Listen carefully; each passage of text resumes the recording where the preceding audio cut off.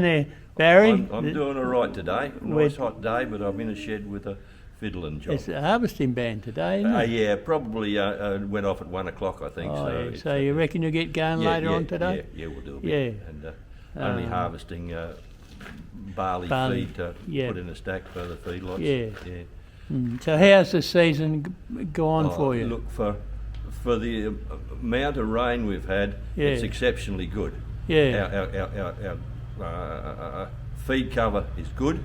Our crops are reasonable. Well, I noticed the feed cover's pretty good for the season, but it'll be interesting to get to the end of the season, and when Jason does his figures, where he works out kilograms per millimetre of rain.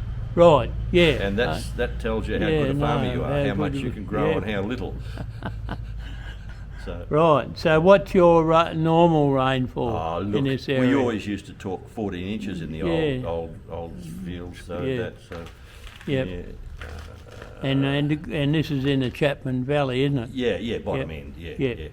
And so I noticed that all your sheep are in good nick right now. Yeah, you tend to get, when you get a little bit pinched off, you don't have huge amounts of volume of feed, but it's always very good quality feed. Oh, right. And so they do well on it. You instead of eating, big kilograms and half of its moisture, it's all good feed. And good gutsy stuff. Yeah, and it was a bit that way this year, whereas...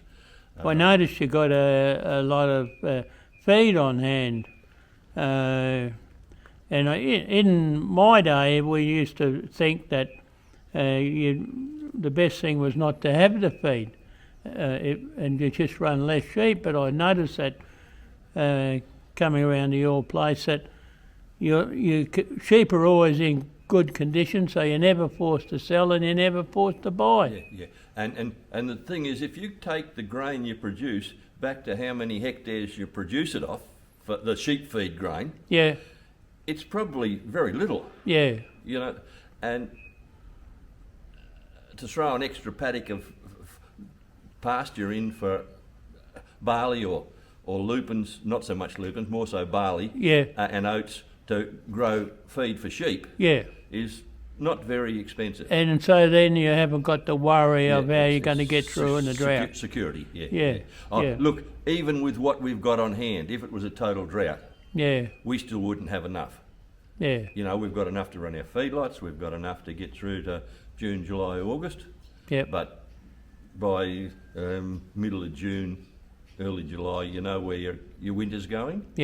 So you can start and make decisions. So that now they're trying to close down live sheep.